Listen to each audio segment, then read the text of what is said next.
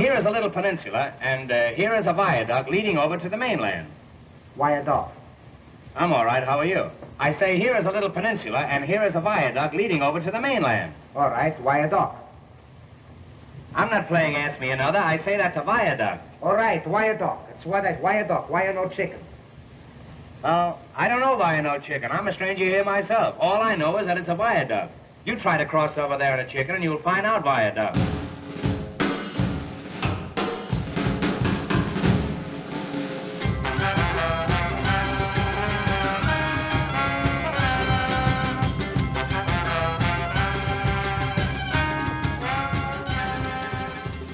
Welcome to Amusing Jews, where we celebrate Jewish contributors and contributions to American popular culture. I'm Jonathan Friedmann. And I'm Joey Angelfield. Producer and engineer Mike Tomren is working somewhere behind the scenes. Amusing Jews is a project of Adat Chaverim, Congregation for Humanistic Judaism, the Cool Shul Jewish Cultural Community, and Atheists United Studios. Hey, Joey. It's been said many times that the whole is greater than the sum of its parts. This concept, commonly attributed to Aristotle, applies to the Marx Brothers, and specifically the iconic trio of Groucho, Harpo, and Chico. For some of us, it's impossible to think of Groucho without Harpo or Harpo without Chico, even though each had careers after the brothers' shtick ended. I discovered the Marx Brothers in elementary school. There was something irresistible about their irreverent, anarchic, iconoclastic humor that, in a perfect world, I could get away with myself. Our guest today is a kindred spirit, a lifelong Marx Brothers fan who, unlike most, has made a considerable contribution to their legacy. We're excited to talk with author Josh Frank. His books include Fool the World, the oral history of the band called Pixies, In Heaven Everything is Fine, the unsolved life of Peter Ivers, The Good Inn, a novel co-written with Pixies frontman Black Francis, and Giraffes on Horseback Salad, a graphic novel adaptation of an unmade Marx Brothers movie penned by Salvador Dalí. He also built, owns, and operates the Blue Starlight Mini Urban Drive-In movie theater in Austin, Texas. Josh, welcome to Amusing Jews. Thank you so much for having me. So you became a Marx Brothers fan at a young age when other boys were into He-Man and Star Wars. What drew you to their black and white escapades? I grew up in the old days when, late at night, there were 3 channels you could watch. And one of them always had, classic movies. And I saw a Marx Brothers movie. And I was, I thought it was great. It was so funny. So I became obsessed, as many people have. And, for my birthdays and Hanukkah and everything, I wanted Marx Brothers paraphernalia, And so from a young age, I loved their rebellion. I loved that they just tore up society and made fun of the world in a way that somehow I could relate to at a young age. I think one of their geniuses was that each one of them had a different element, right? That was clearly their personality, their thing. And you could relate and identify with each one of those things. And it's almost like together they made me, all of them. And then I think like one of the greatest moments in my life, my young life, was Harpo's son is a pianist, and he was touring venues, including Jewish community centers, when I was like 12 years old in Houston. And he played at our JCC. And I made my mom take me to it with my other 2 friends that were big Marx Brothers fans, and we dressed up as our favorite Marx Brothers. I did the Harpo, and we got to meet him afterwards, and it was like, to this day it felt like I was meeting Elvis or something. So and then when I got older and I got interested in the arts, and I got interested in creating and telling stories and finding little nuggets of history that I could sort of pop open and pull out so much stuff that people didn't even know about. So when I kind of pivoted and found sort of a voice in writing these books, I had sort of like a wish list of, things I'd like to be involved in someday. And of course, one of them was someday I'm going to find a way to do something with the Marx Brothers, which is a hard thing to do because there's actually not a lot you can do like that's new with the Marx Brothers, right? I mean, of course, the main thing that you could do is you could make a movie, a bio movie, which people have been trying to do for decades. That's sort of how the journey got me to the book. Enjoying the show? Click like and subscribe. One of the things I learned about the Marx Brothers recently, it was always hiding in plain sight, is that the three iconic Marx Brothers, Harpo, Chico, and Groucho, they, of course, came from vaudeville. And on the vaudeville stage, they were ethnic stereotypes, which was a standard part of the vaudeville experience to have someone in Irish face, which was Harpo, someone in Italian face, which was Chico, and someone actually in German face, who was Groucho, and he had to get rid of his German accent because no one can understand him. I think there are things, just to your point, that we can maybe rediscover or learn about the Marx Brothers, but it's really hard to actually come up with some entirely new project, which is what you were able to accomplish. So over the years, as I was working on the other books, I was always looking for some lost little tidbit that could be,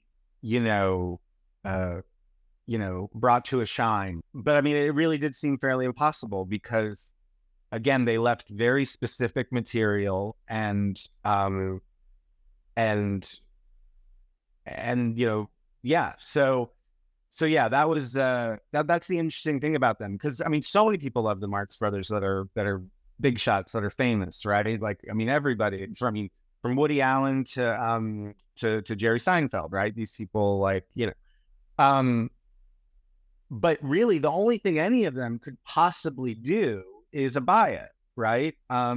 That's what you can do. So there was a documentary made about the Marx Brothers when I was, a teenager, by Robert B. Watt. And he is famous for having been one of the originators, directors of Curb Your Enthusiasm, Larry David's fantastic show. It's called Marx Brothers in a Nutshell. And I made my parents buy me the VHS of it as soon as it came out. And I wore that VHS out watching his documentary. It's the definitive documentary, which is partly why there hasn't ever been another documentary about the Marx Brothers, because, I mean, he did it. But yeah, no, I always found it like really fascinating when I was writing my earlier books and trying to find that thing I could do for the Marx Brothers, is that decades were going by without anything new. When I came across this little thing, I was just like, holy shit, like, it was like, oh, and of course, it was the biggest long shot in the world. There were so many things that I had to pull off to actually make it happen. So when did you first discover Salvador Dalí, and what impact did that have on you? Well, I mean, when I was growing up as a cool hipster art kid, with my rock bands in high school and college, and went to film art school, at a really like hipstery school in New York called SUNY Purchase.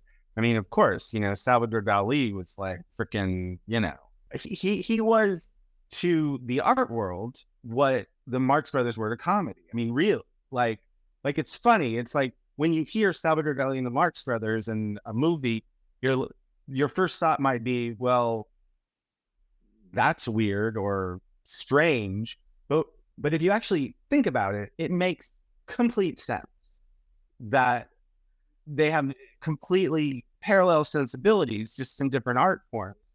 In college, my senior year, I went to film school, and every year of film school, you had to take one non-film school class. It could be anything. And for my senior year, I did surrealist literature. And because I took surrealist literature, I almost had to repeat my senior year of college because the teacher did not accept my senior thesis project, which was a piece of crap. I'm not good at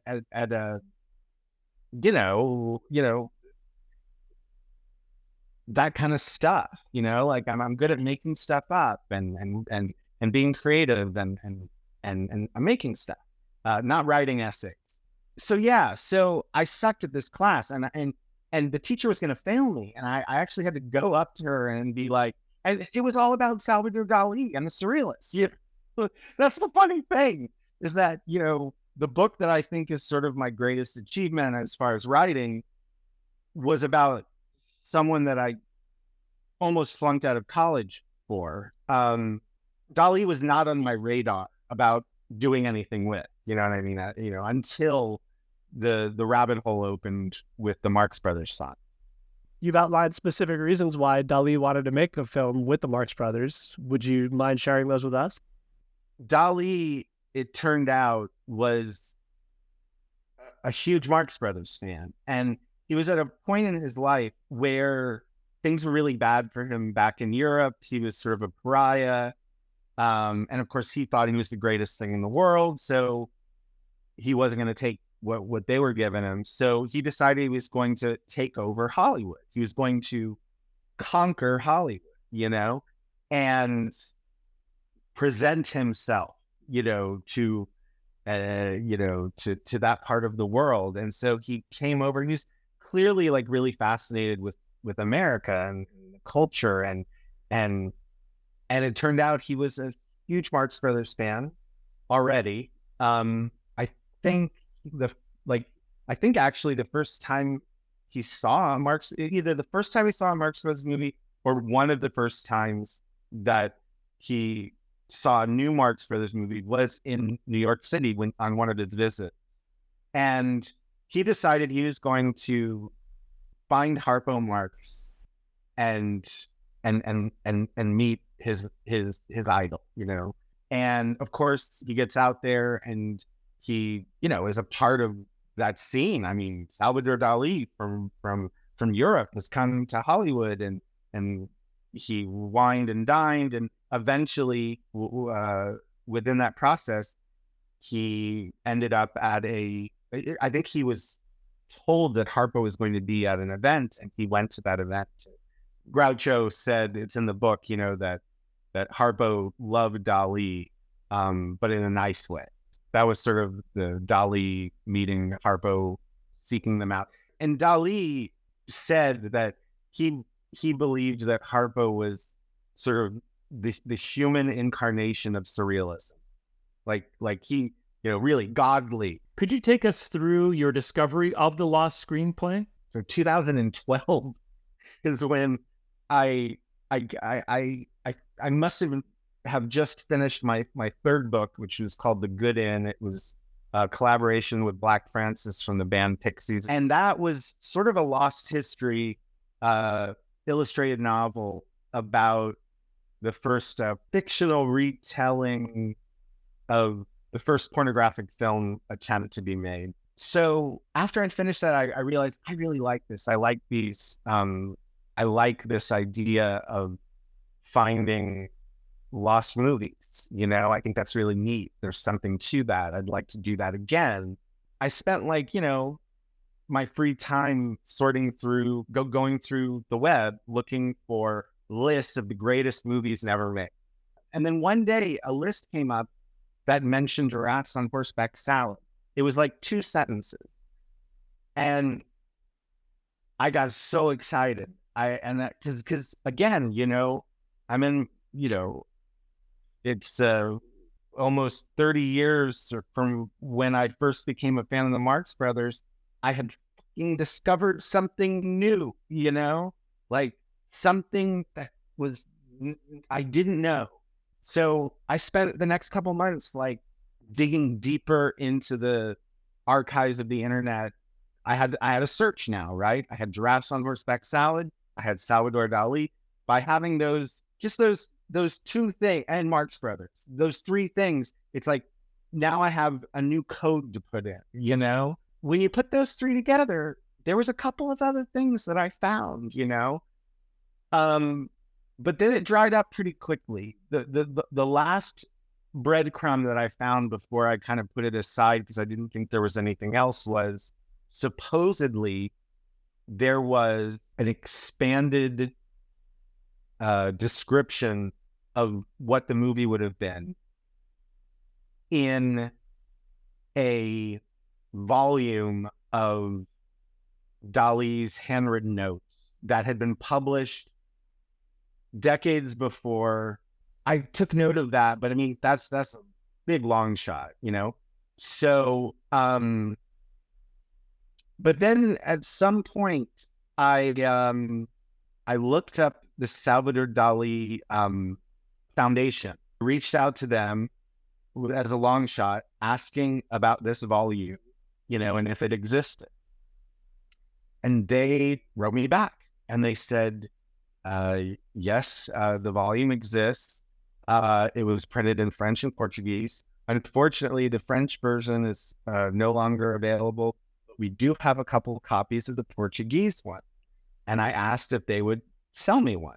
And they said, we'll send you one if you will just pay the mail. And I said, absolutely.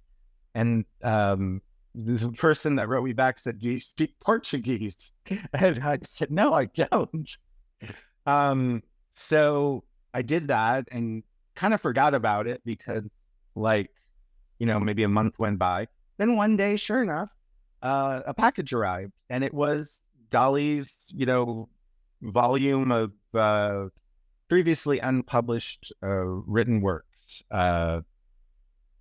And it was in Portuguese, and I did not have any clue what any of it said. I thought about it for a little bit, and then I realized, okay, if there's mention of the Marx Brothers in this book, it will be in English. The book was 1,000 pages long. So I sat down and I spent about a month going page by page, looking 500, 600, page 700, page 800, page 900. And I got to page 920, and there it was, the Marx Brothers. And so I went back 4 pages to the beginning of that chapter, and I folded it over. And then I went onto Craigslist and put an ad in the paper for a Portuguese translator. And I got a response. So she translated it, and it turns out that there was about 10 pages about it in there. And that was just incredible. I mean, it was so exciting. And it was story arcs. It was comedic ideas, surrealist bits. It was completely nonsensical almost. However, part of the job of someone who likes to adapt things is they look for what the intention could be if this was to be adapted. You see what a special idea that clearly this person had, and you try and add the parts that are missing to complete it, right? So as I'm reading just these 10 pages, I was like, I see the story here. I see it. And I also, at that moment, I really was starting to think just naturally, like, what would they have done at, Paramount or MGM if Dali had come to them with a crazy Marx Brothers script? How would they have balanced his craziness with trying to make a movie an audience would want to see? And so that's the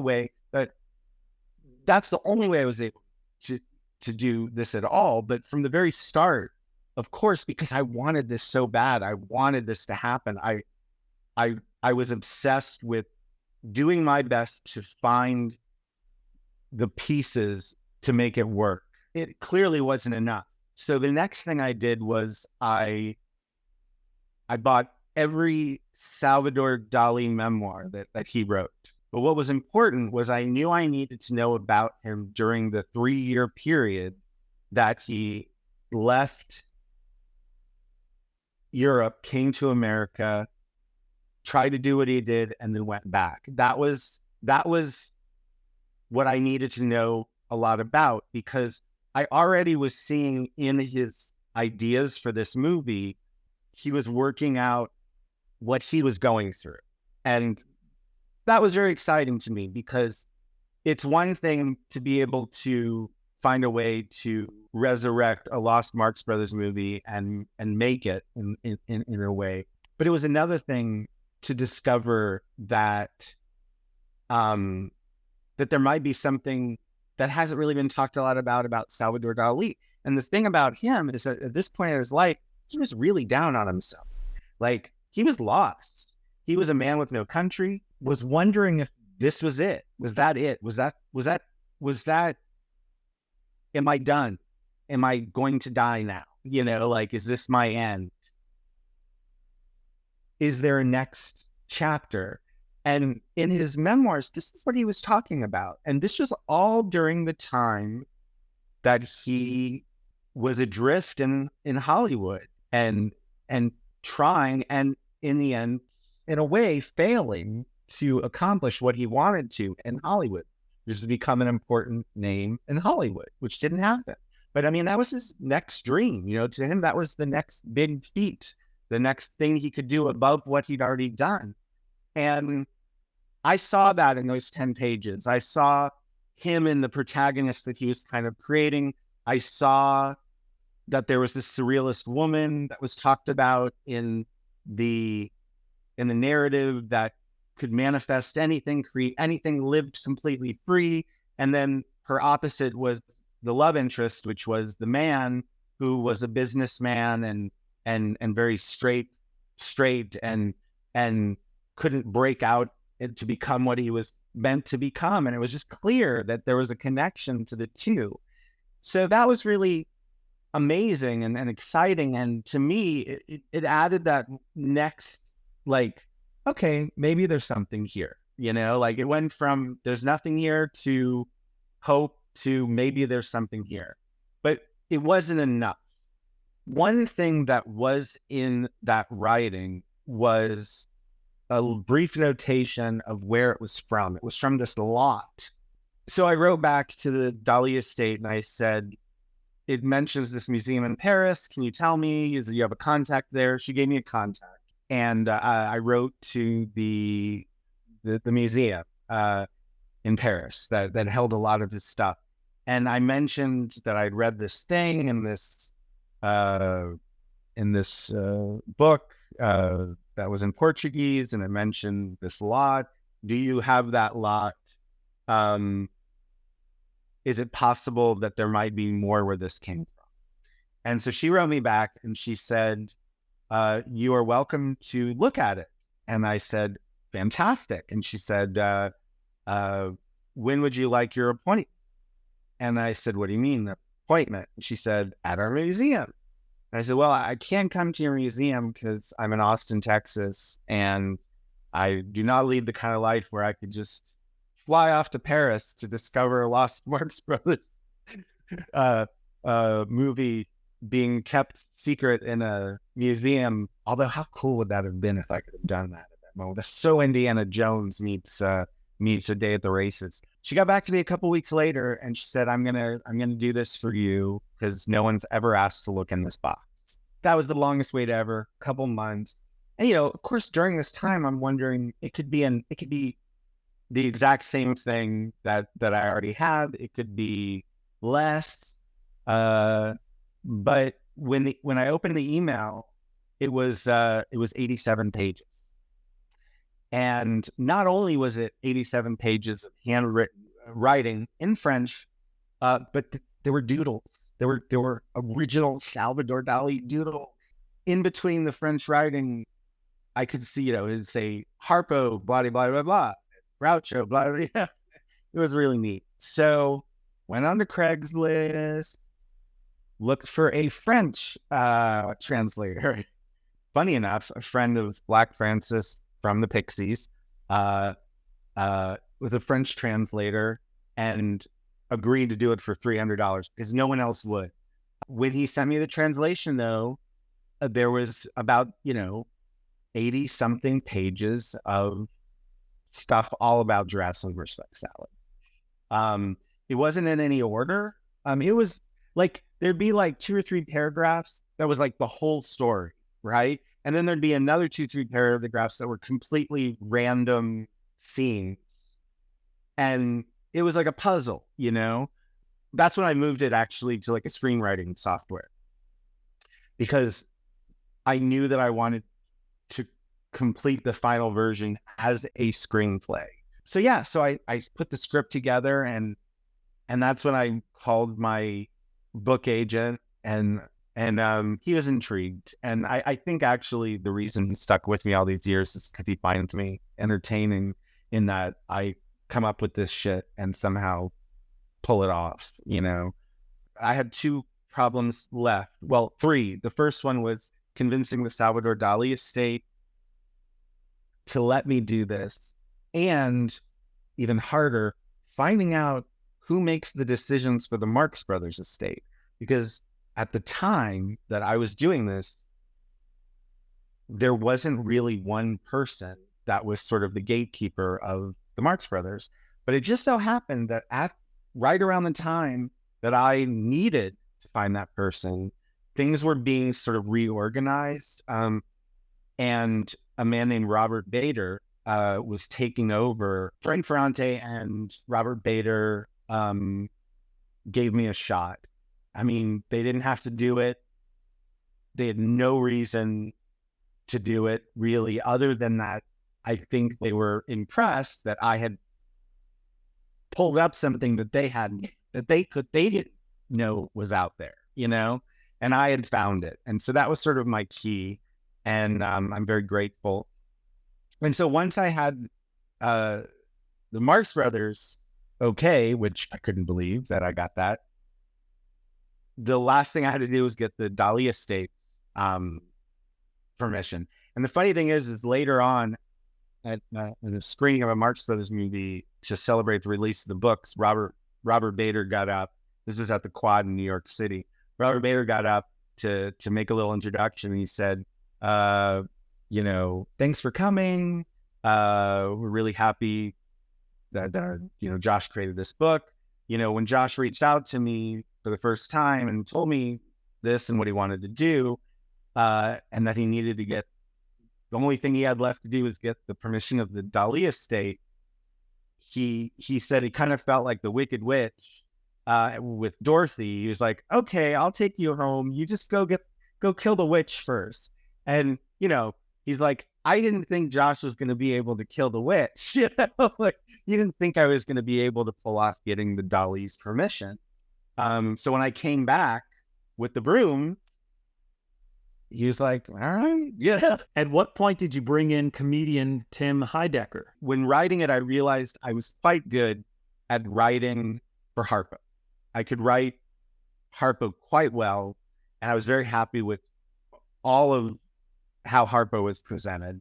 I was happy with some of my Groucho and Chico banter, but there definitely wasn't enough.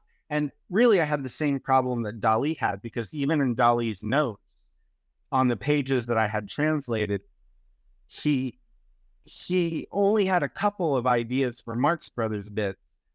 When he needed one that he didn't know that he need what it should be, he would write insert Marx Brothers slapstick here, or insert Harpo gag or whatever, you know. So I was like, I need that. So that's when I reached out to Charles from the Pixies. So I'd written the previous book with it because I knew he was friends with a lot of comedians. And I said, can you think of the perfect comedian for me to reach out to try and have me sort of table work bits, you know, to fill in to these parts where Dalí needed them. And he said, I got the perfect guy for you. His name's Tim Heidecker. Turns out they were friends, and Tim, being a good sport, agreed to meet with me because his friend Charles, you know, asked. And we met up, and, you know, I was not, again, I wasn't like a super fan of Tim and Eric, but I appreciated them very much.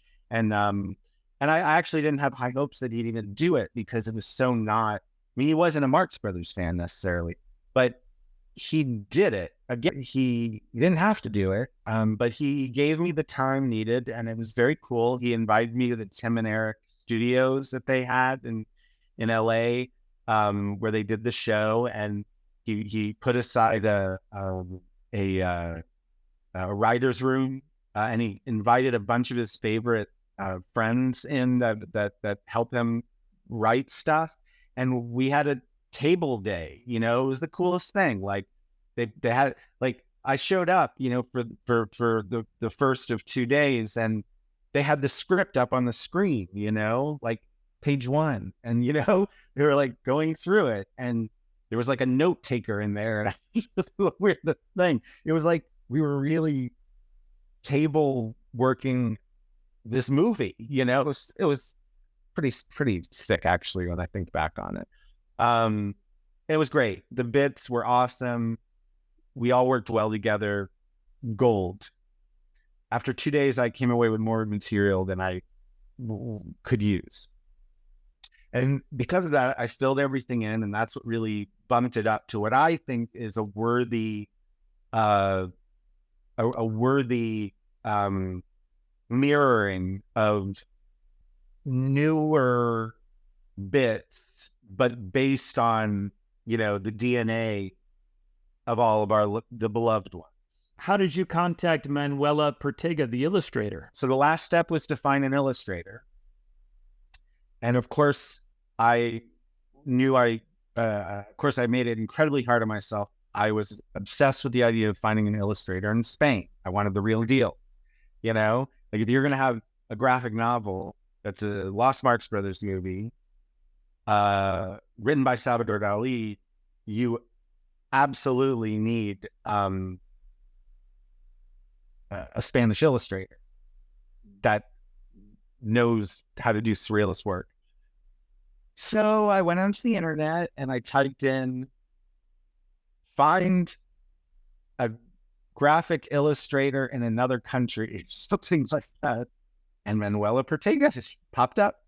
And first image I saw was just the most amazing thing I'd ever seen. It was gorgeous. And I was like, she must be really famous, and not probably hearing from some guy in Texas doing this weird Marx Brothers graphic novel and not having much money. Turns out, though, she was an art student, and she had done some stuff for some local magazines, but, her career hadn't started yet. And she was thrilled. She was excited, and she was on board. And it was one of my favorite collaborations that I've ever had with her. And so I presented her with the script, and we came up with a way of working together where I could direct the script and she would be the cinematographer and shoot the scenes. And that's how it all came together. You've described the process of creating the graphic novel as making the last Marx Brothers movie. What, in your view, does it add to their canon? Part of my thinking when creating it was, this is going to be Harpo's origin story. And so that's kind of how I thought about it.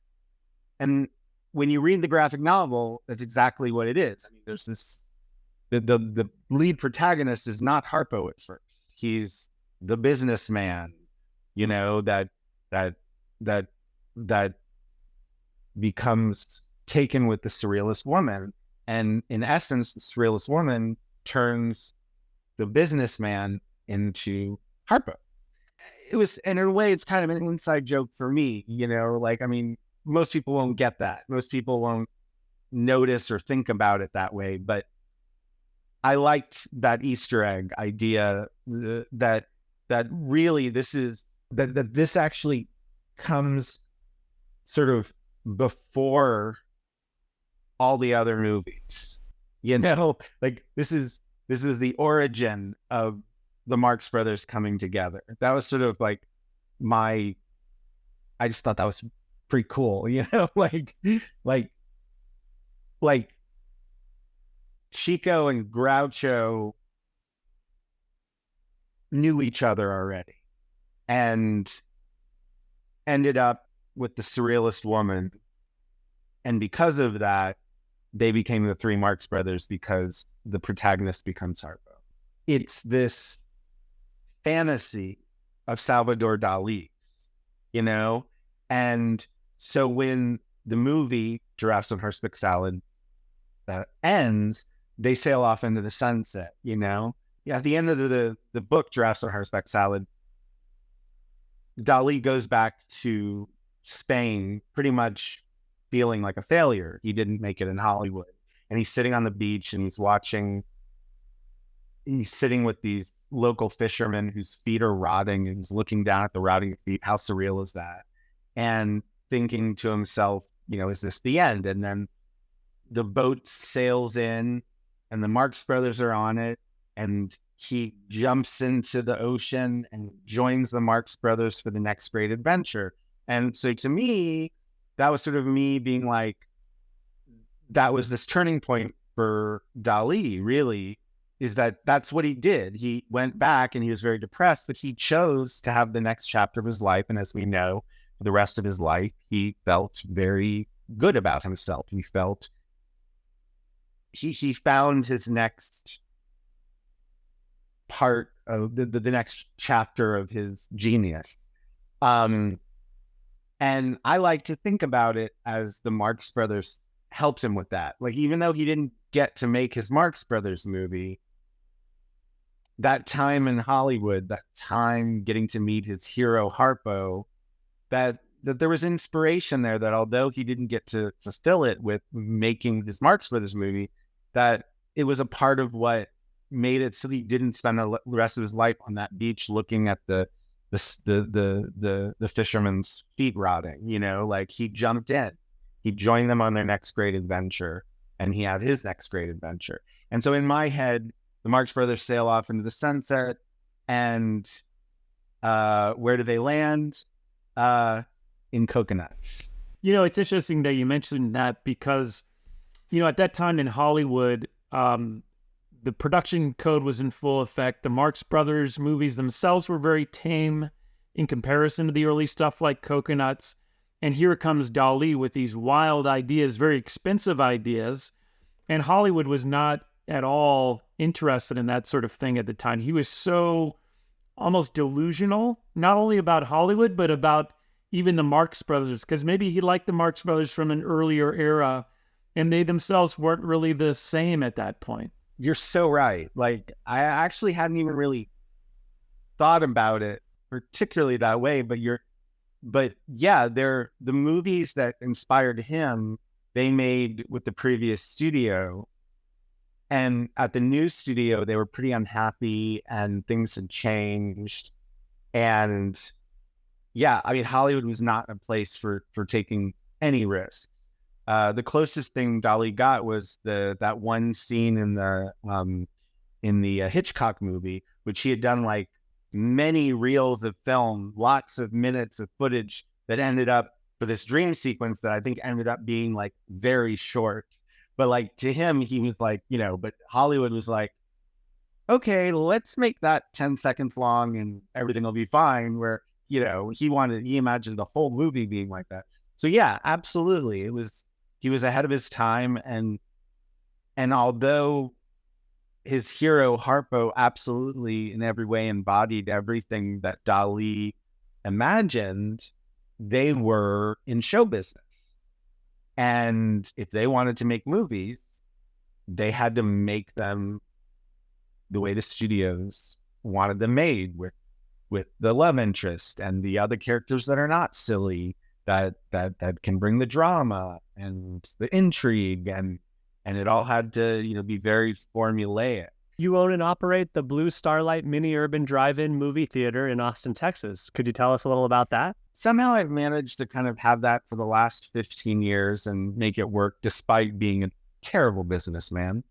Again, it all came about as surely a creative and artistic and rebellious idea.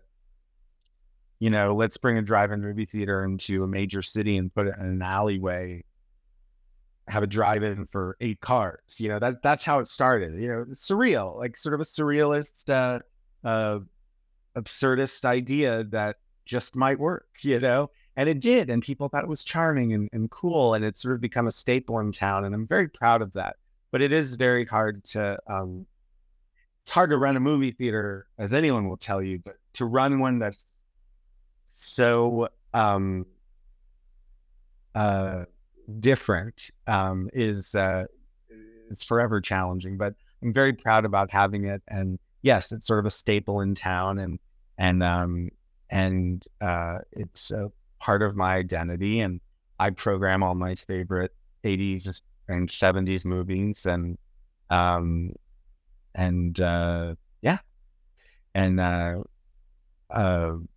it lives to fight another day, despite how Austin has changed and how different Austin has become. It's managed to find a way to kind of evolve and stick around. Awesome. Well, thank you so much, Josh, for joining us. This has really been a pleasure, guys, really, and an honor. And to our audience, now back to your regularly scheduled lives. Amusing Jews is here to amuse you. If you like being amused, go ahead and click like and subscribe.